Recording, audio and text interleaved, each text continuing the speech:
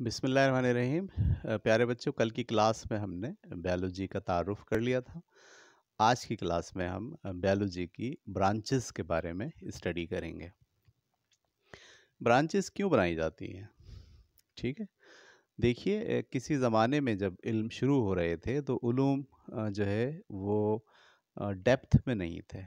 Depth का मतलब उसमें गहराई नहीं थी, या उसमें तनव्वु नहीं था, या डाइवर्सिटी नहीं थी, या उसमें डिटेल जो है वो चीज़ें नहीं थी। लेकिन जैसे जैसे साइंस ने तरक्की की है और ऑब्ज़र्वेशन के आलात अच्छे होते गए और रिसर्च के टूल, जो एक्सपेरिमेंट की लैब थी वो अच्छी होती गई, वैसे वैसे ये देखा गया कि उलूम जो है उनमें डेप्थ आना शुरू हो गई।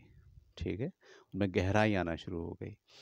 तो अब इसके लिए बड़ा मुश्किल हो गया किसी एक फ़र्द के लिए कि वो सारे इल्म पर अपनी ज़हानत सर्फ कर सके। लिहाजा उलूम को फिर छोटे छोटे हिस्सों में तोड़ा गया ताकि दुनिया की बड़ी आबादी, ज़्यादा से ज़्यादा इंसानी जहन छोटी छोटी बातों को डेप्थ में जाके मज़ीद तहक़ीक़ात कर सकें। ठीक है, ये बात ज़हन में रखिए कि एक आदमी के लिए मुमकिन नहीं है कि वो पूरी दुनिया के जानदारों का मुताल्ला ख़ुद से कर ले, या पूरी दुनिया के जानवरों का मुताल्ला ख़ुद से कर ले, क्योंकि अभी वो बुनियादी चीज़ें ही सीखता है कि उसकी ज़िंदगी के 10-12 साल गुजर जाते हैं। तो उलूम डेप्थ में बहुत हो गए, वो वेस्ट हो गए बहुत। ठीक है, इसके लिए फिर उलूम को छोटी छोटी ब्रांचेस में तोड़ दिया जाता है ताकि एक ब्रांच पर फोकस करके बहुत सारे लोग अपनी स्टडीज़ को आगे बढ़ा सकें, रिसर्च कर सकें, ऑब्जर्वेशन कर सकें और नए नताइज निकाल सकें। तो बायोलॉजी को भी बहुत क्योंकि ये बहुत बड़ा इल्म है, ठीक है, इसलिए इसको भी मुख्तलिफ़ किस्म की ब्रांचेस में तोड़ा गया है। आज की क्लास में हम बायोलॉजी की सारी ब्रांचेस को समझने की कोशिश करेंगे। ठीक है, तो सबसे पहली ब्रांच है आपके पास मार्फोलॉजी।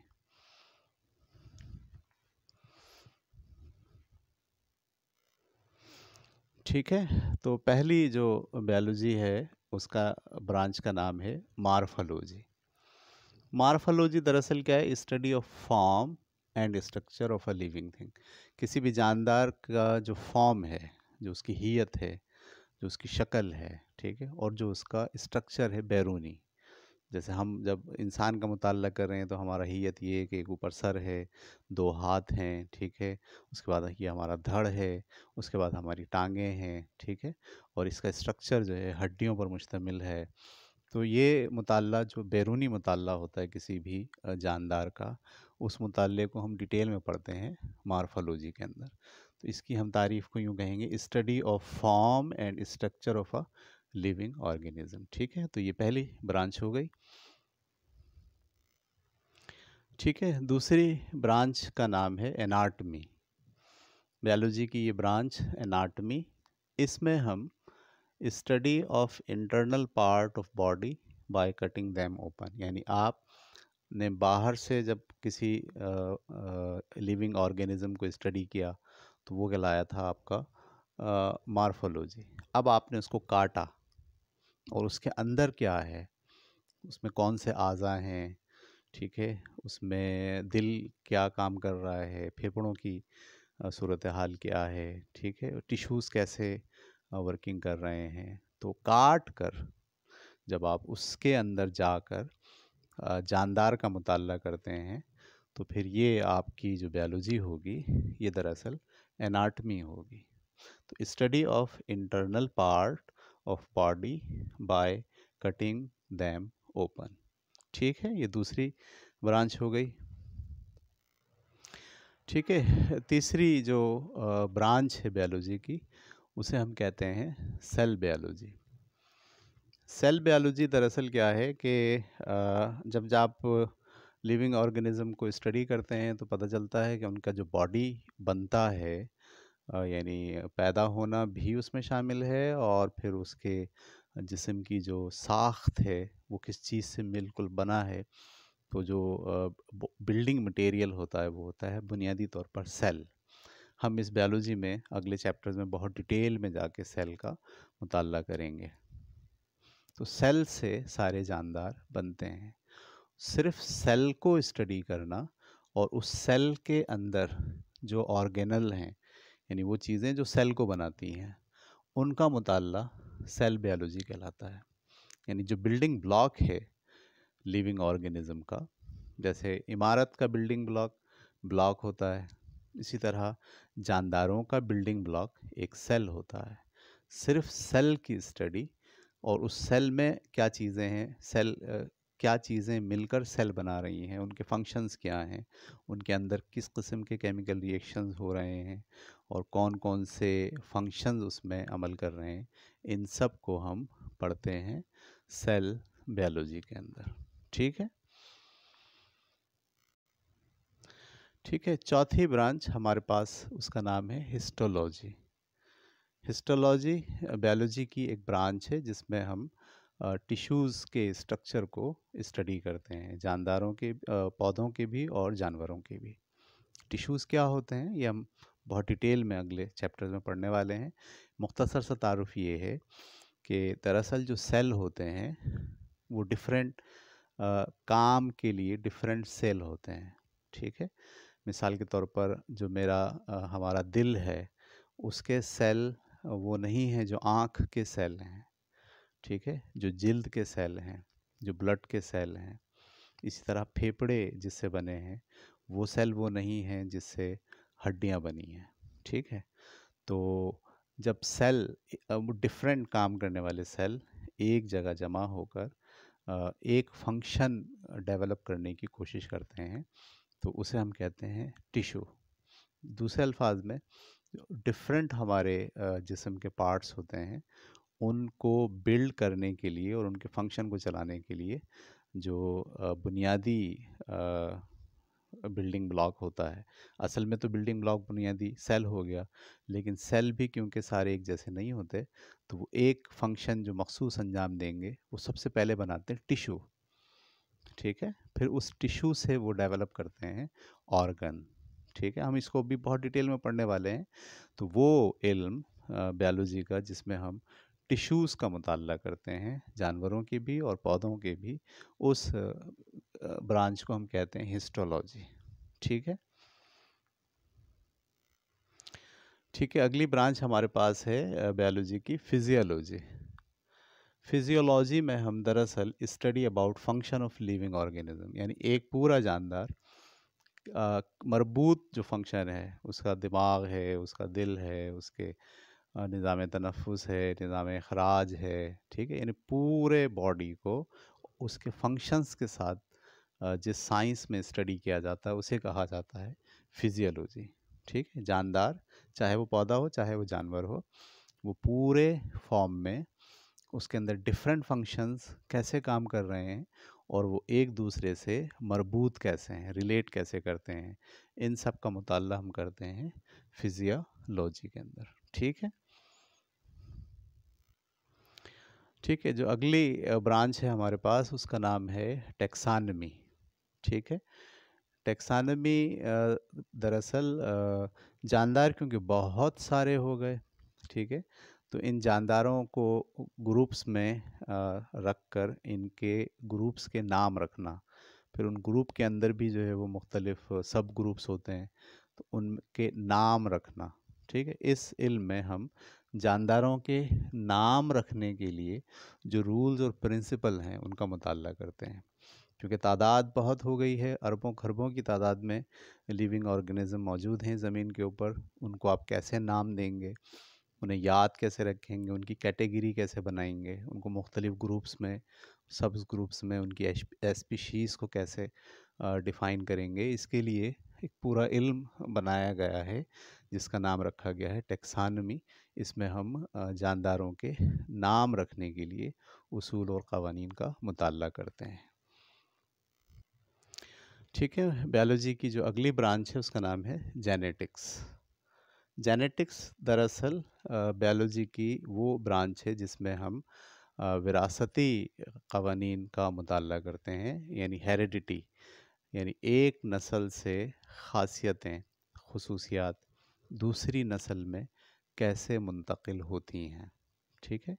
एक जो आपकी जनरेशन है उससे कुछ प्रॉपर्टीज़, कुछ कैरेक्टरिस्टिक्स, ठीक है, फिज़िकल और मेंटल भी कह सकते हैं आप, आदात, ठीक है, रंग, जिल्द का कलर, ठीक है, वो एक नस्ल से दूसरी नस्ल में कैसे ट्रांसफ़र होता है, इस स्टडी को हम कहते हैं जेनेटिक्स। बहुत ही जो है दिलचस्प ब्रांच है ये। इसको जब हम पढ़ते हैं तो कुदरत के बहुत सारे राज हम पे खुलते हैं कि कैसे खुसूसियात एक नस्ल से दूसरी नस्ल में मुंतकिल होती हैं।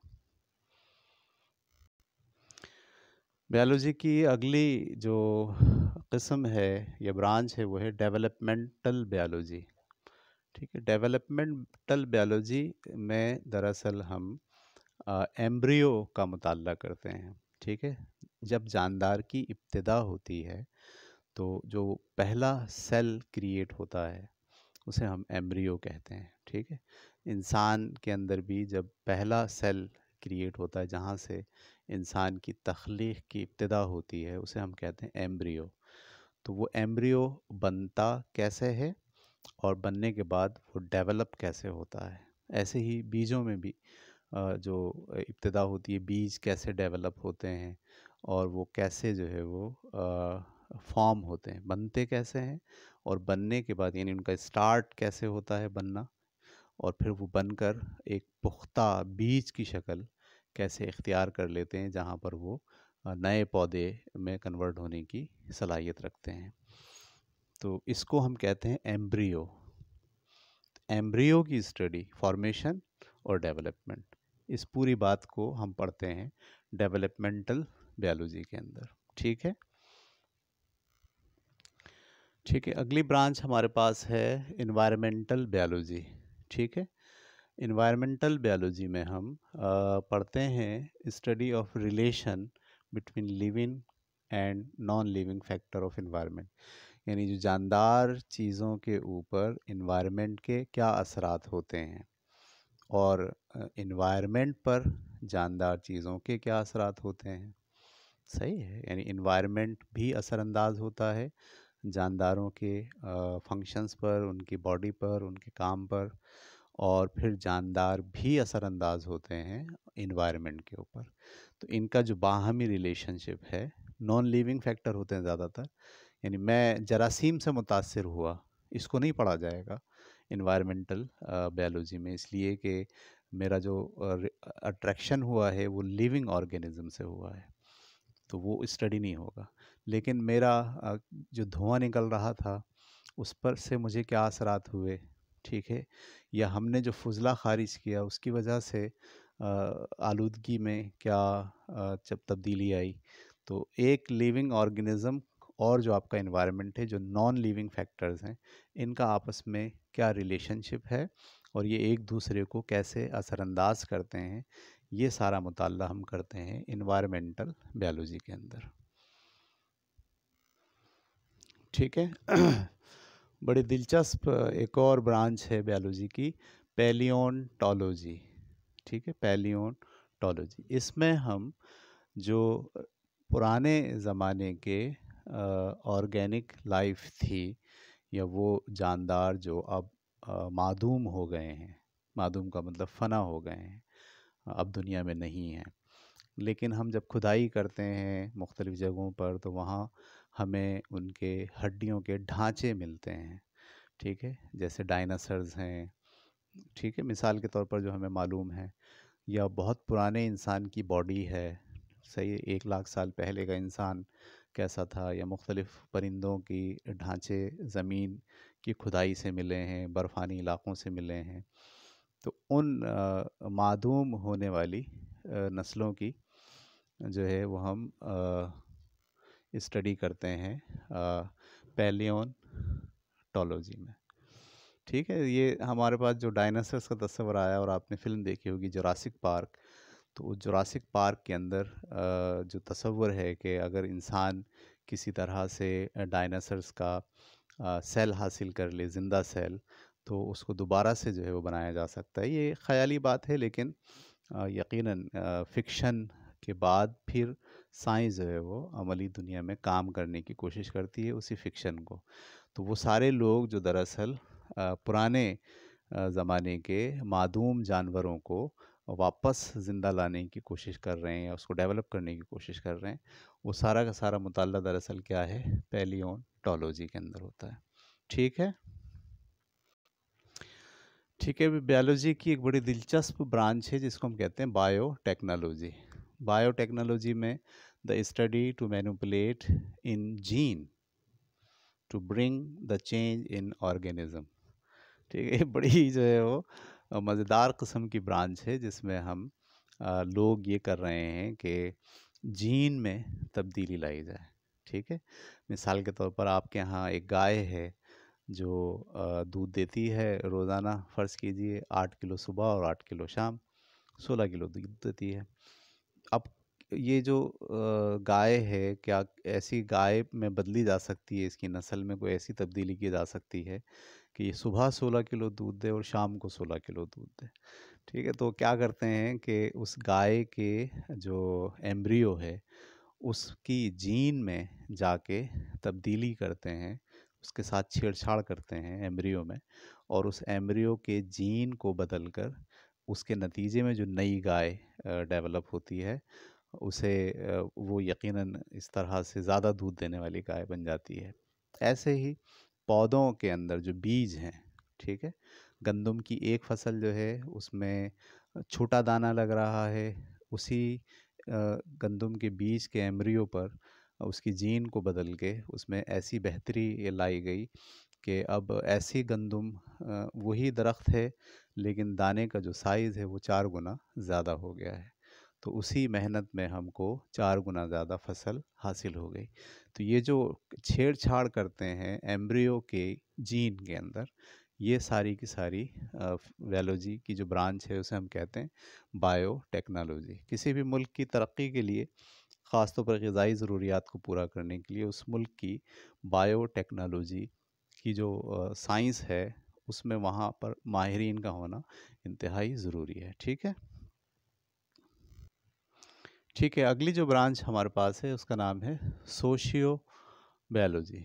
ठीक है, सोशियो बायोलॉजी में हम study of social behaviour of living things among themself, यानी जब इंसान या कोई भी जानदार अपनी कम्युनिटी में रहता है, तो उस कम्युनिटी में रहते हुए वो जो लिविंग ऑर्गेनिज्म के साथ या अपनी कम्युनिटी के साथ जो उसका बिहेवियर डेवलप होता है, ठीक है, उस बिहेवियर की स्टडी हम इस बायोलॉजी में पढ़ते हैं।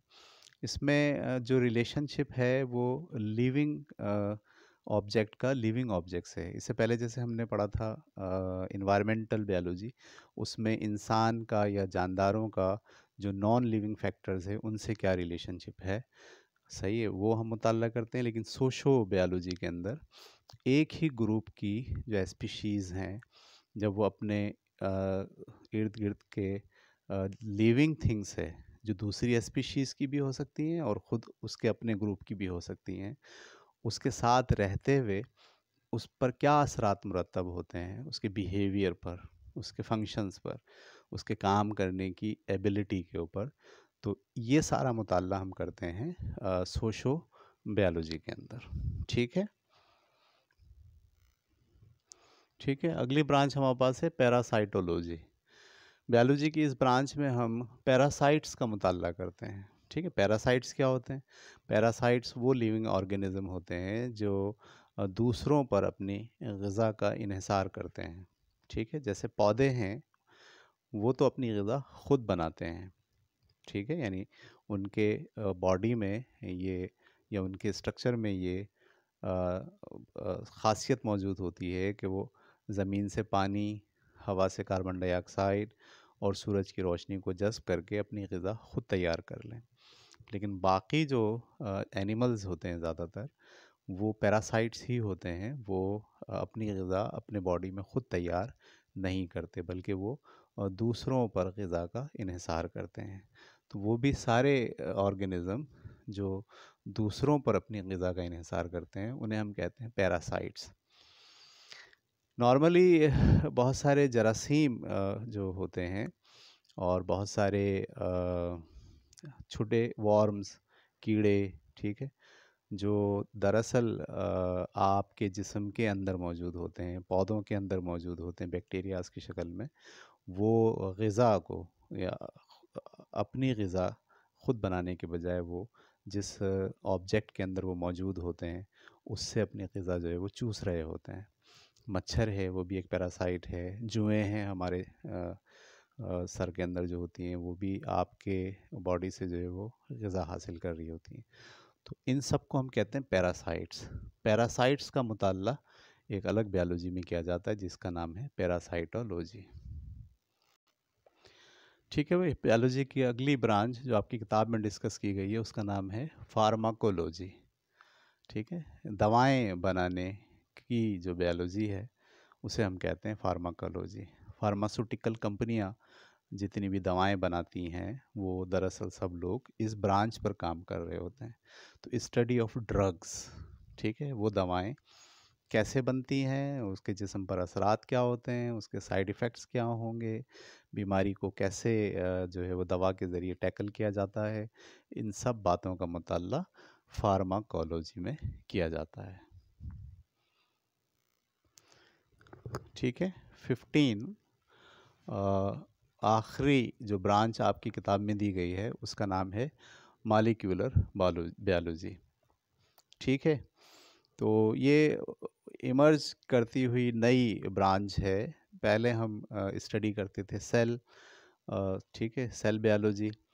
सेल दरअसल जब मुख्तलिफ सेल को स्टडी किया जाता है तो पता चलता है कि सेल्स आपस में मिलकर या उसके अंदर जो केमिकल्स होते हैं वो यानी सेल का अगर जानदार की निगाह से देखेंगे तो उसमें जान है, और अगर बेजान की निगाह से उसे देखेंगे तो वो एक एटम और एटम्स का मजमुआ है, मालिक्यूल है।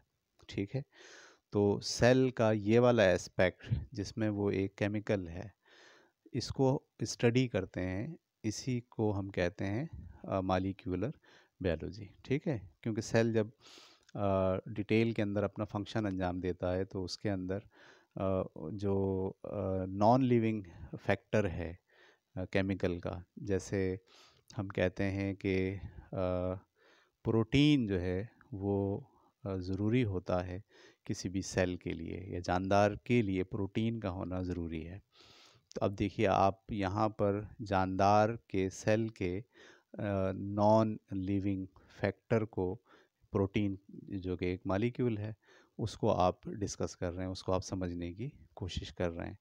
तो ये वाली बायोलॉजी जिसमें हम सेल के अंदर जो केमिकल्स होते हैं मॉलिक्यूलर फॉर्म में, उनका मुताल्ला हम इस वाली बायोलॉजी में करते हैं। ठीक है, तो प्यारे बच्चों, आज की क्लास में हमने बहुत डिटेल के अंदर आपको आपकी जो सबक था इसमें पेज नंबर 3 के ऊपर और 4 के ऊपर बहुत डिटेल के अंदर यही सब बातें जो मैंने आपसे की हैं ये तहरीर हैं, आपको इसका मुताल्ला करना चाहिए और मेरे लेक्चर को कई बार देखिए ताकि आपके जहन में सारी ब्रांचेस अच्छे तरीके से बैठ जाएं। ठीक है, कल तक के लिए इजाज़त, अगली क्लास इंशाल्लाह कर लेंगे। अल्लाह हाफिज़।